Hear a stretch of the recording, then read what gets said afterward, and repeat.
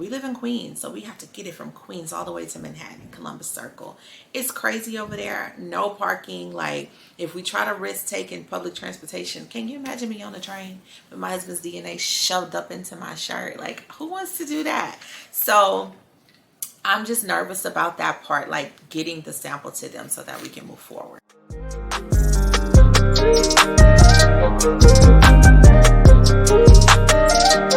Hi you guys, it's LQ from Coupled and Cultured, where we focus on all things love, leisure, and lifestyle for contemporary couples and socialites who look to put the life in work-life balance. Today I'm coming back to you guys with another IVF video. I'm very excited about it. I told you guys that I would return to share some things that we experienced through our IVF consultation and some things that you guys can expect if you're having one as well, and then some ways to prepare. So stay tuned. I'm going to dive right into that, and I look forward to talking about this more with you guys. Okay, you guys, so let's jump right in. I have my notes here, so in case you see me looking down, that is why. I definitely, the last time we talked in regards to our trying to conceive process, I was telling you about my husband and I's decision to move forward with IVF. So once we made that decision, of course, we booked our consultation, which is what I'll go over today. A little bit about the fertility clinic that we chose. In the previous video, I talked about us having an RE, a reproductive endocrinologist that we were working with.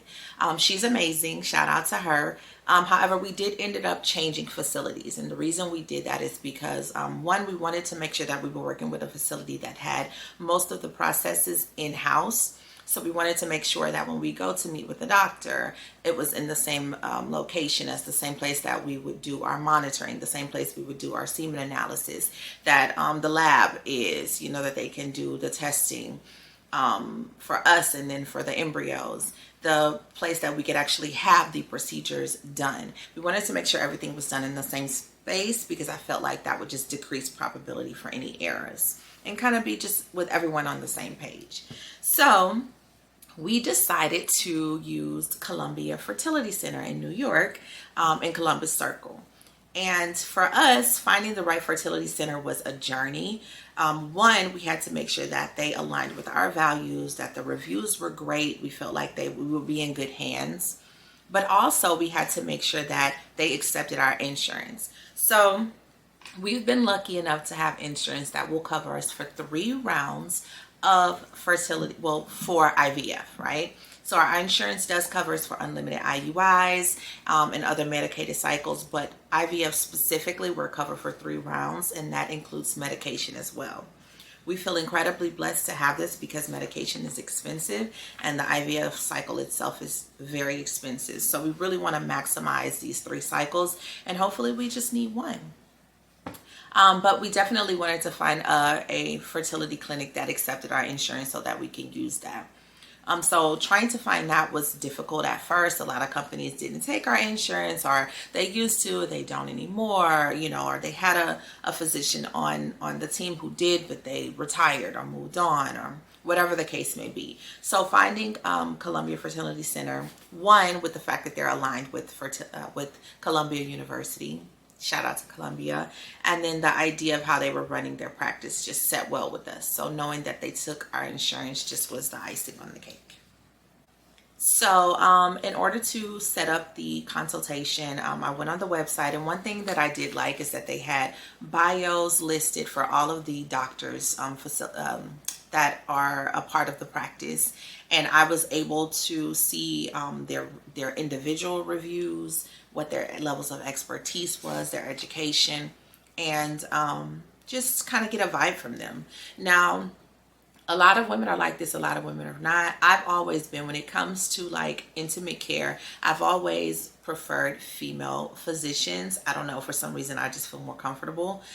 This is no shame to any male doctors. You know, there are exceptional male doctors, and I'm sure that I will be working with some during this process. But I definitely wanted to start this whole journey off with a female physician, so I was able to narrow it down to all of the female doctors at Columbia, and then kind of just see who kind of stood out the most to me. The doctor that we chose, I'm not going to put her out there, but after we met with her, I really feel like she was the right person for us. Our consultation was actually virtual, which was really cool because we didn't have to, you know, make our way up there just to sit and talk with her and get an idea, for her to get a feel for us to get a feel for her, and an idea of what to look forward to in this journey if we were right candidates. So that was really refreshing. My husband and I were able to be in the comfort of our own home, sit back and talk to her and have access. You know, I didn't have to print up a bunch of documents. I had access to everything I needed to ask her, and so did he. Now, how did I prepare for the consultation? Well, if you know me, you know that I like to do my research and I like to have my questions and everything ready. So one of the ways that I did prepare was I went online. I looked up the process for myself and I started to ask myself, what are some things that I wanted to know more about, or I wanted to specifically know in terms of how this clinic approached the topic based on their own individual policies and procedures, because everyone does everything differently these days. So I made some notes on my phone. I said, these are the questions that I want to ask. I also joined a few groups on Facebook that are IVF centered, because I was like, yo, these women, you know, really know what they're talking about, or they have the experience behind it that I can learn something, or, you know, get a glimpse or a peek into what, you know, is to come for me. So based on some of the things I saw in the groups, I was able to come up with questions that were important to me. So some of the questions that we asked her, one of the main questions I asked her, and she was pretty like blown away by some of these questions, this one in particular, because she was like, wow, you really did your research. Thank you. Pat myself on the back. But she was able to answer for me, and I really appreciated that. So I asked her about ERA testing, and that stands for endometrial receptivity analysis. I asked her, is that something that they do, and would I be a candidate for that? Now, an ERA test is basically a genetic test performed on a very small sample of a woman's endometrial lining to determine which day would be the best day to transfer the embryo during an IVF cycle. So she was very detailed in her response to me. She did let me know that if that's something that I would want to do, they're definitely willing to do it. However, she doesn't necessarily recommend it straight off the bat. So she said typically that they recommend that when a woman has had at least one failed IVF cycle. Now, some women don't want to have to take the chances of doing a failed cycle just to do this. So like she said, it's our choice, but she does recommend that we try, you know, the cycle first, because we may not need it. I encourage you guys to do more research on ERA, just to see if it's something that you would want, you know, as well, because it's really interesting if, you know, your body has a particular day that is more receptive to an implantation, because that information could let your doctor know, let's go ahead and do the transfer on this day, or let's wait a little bit, because based on the results of this test, her body is more, you know, ready for an implantation at this point in her cycle versus the alternative. You know what I'm saying? So look into that. Some other things that I asked, I asked her how many eggs will they retrieve. I know some facilities do their own thing, different things.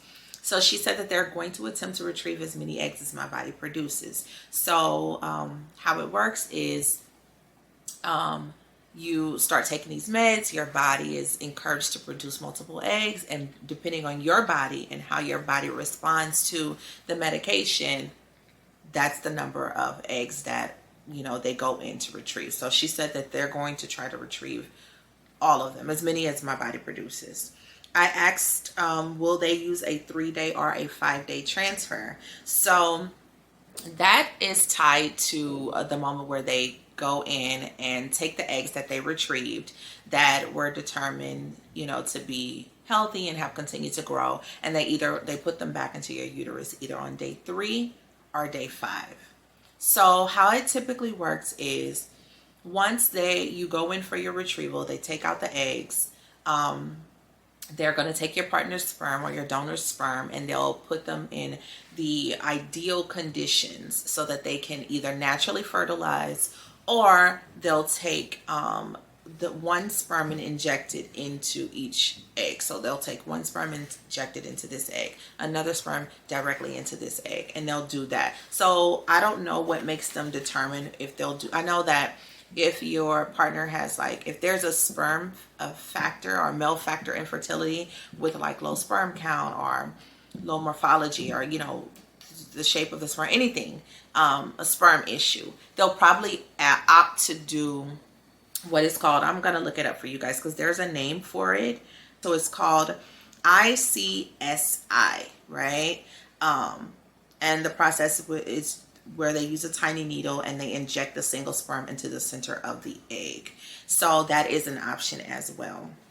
Once they do that, the egg then begins to change and to grow, and it'll be split into 2 cells, and then into 4, and then into 8, and so on and so forth.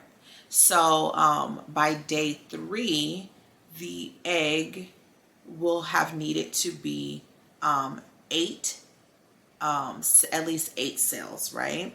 And then by day 5, 100 or more. Now I want to make sure I double check that, because I want to tell you guys the right date so that you can understand the importance of this process. So day 3 embryos versus day 5 embryos.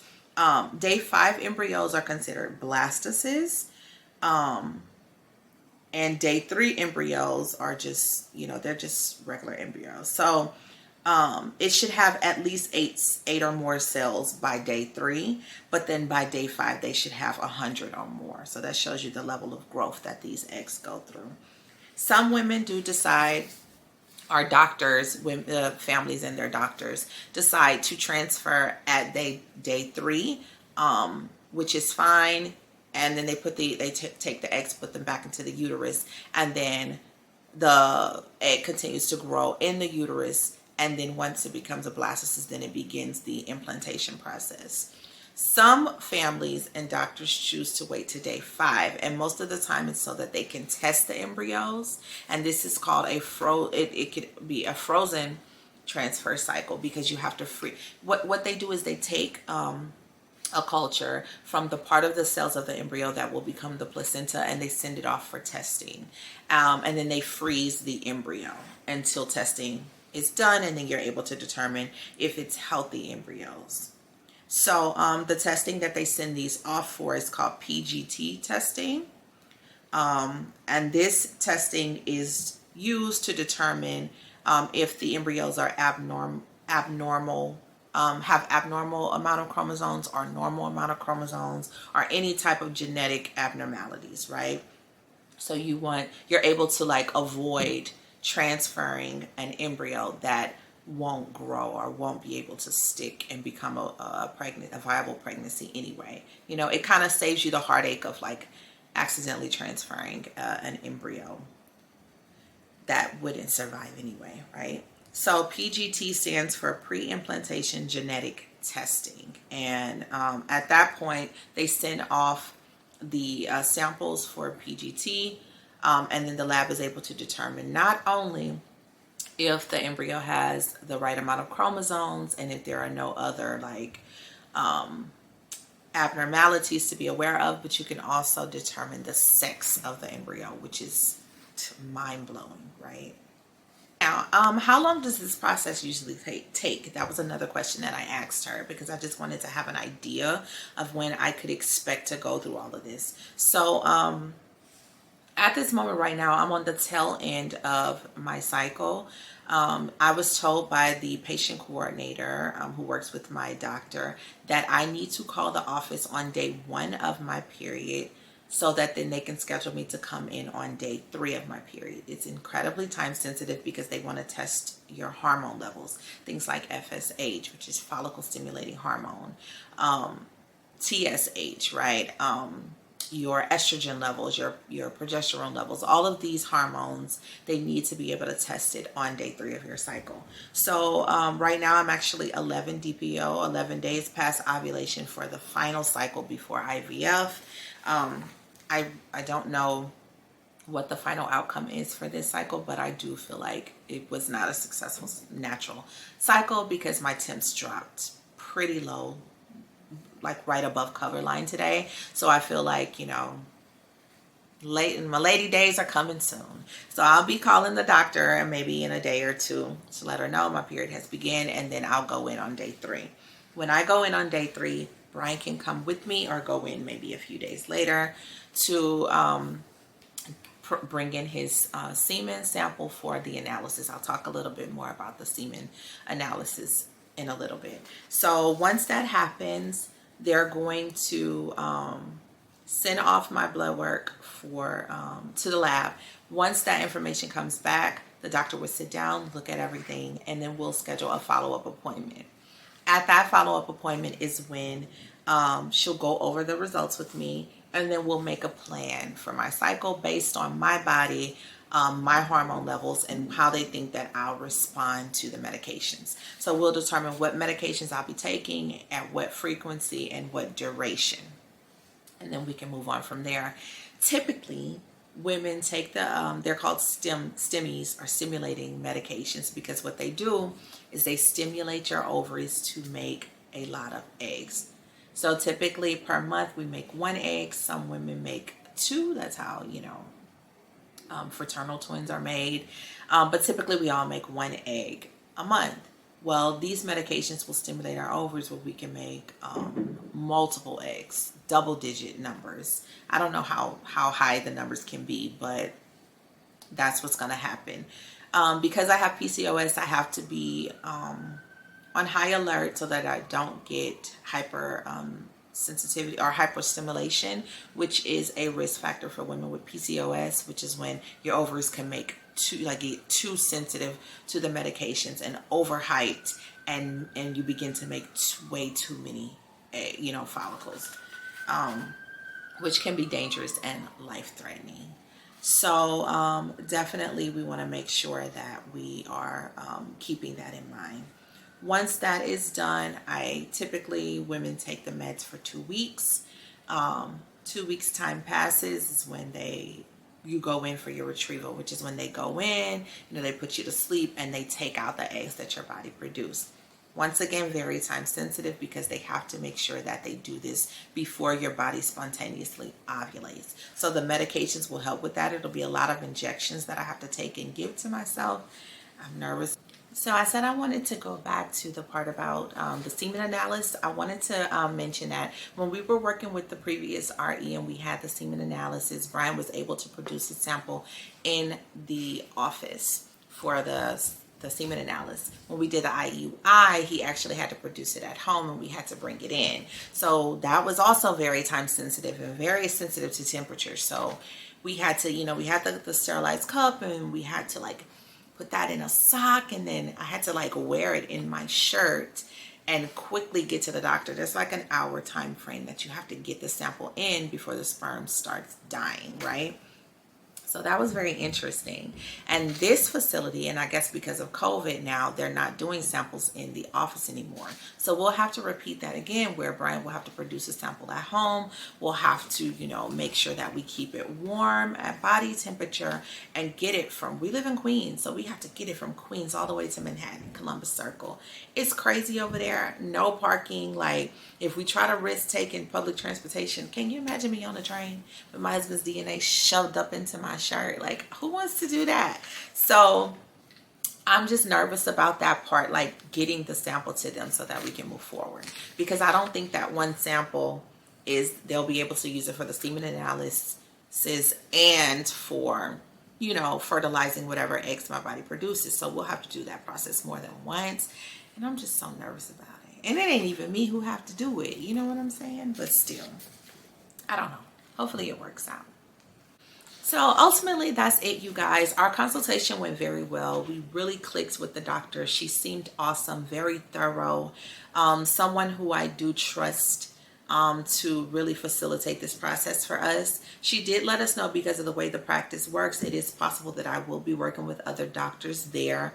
So because she said they rotate, so one day is her day to do transfers, another day is another doctor's day to do monitoring and so on and so forth. So the day that I come in may be the day that another doctor is doing transfers or, or monitoring. So I may be with another doctor, but if she is there on a day that I'm there, she says she will try her best to be able to be the physician who works with me. I don't mind it because, I feel safe in the hands of all of the physicians there. I'm just really excited to get this journey on the road, and I really want to see how I'll be able to handle these meds, injecting myself. I'm a little nervous about how my body will respond. I hope I don't have, mood swings and bloating and, breakouts. And, I just lost weight, so I'm nervous about gaining weight during the process too. I mean, that's pretty superficial, but it's a serious concern for me.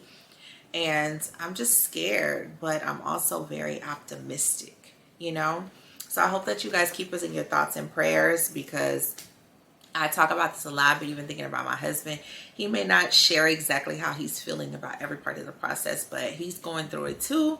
So just keep us lifted in high spirits in prayer. In the meantime, I'd love to hear from you guys. Please share with me below in the comments. Have you done your IVF consultation yet? Have you considered it? What are you looking forward to talking about?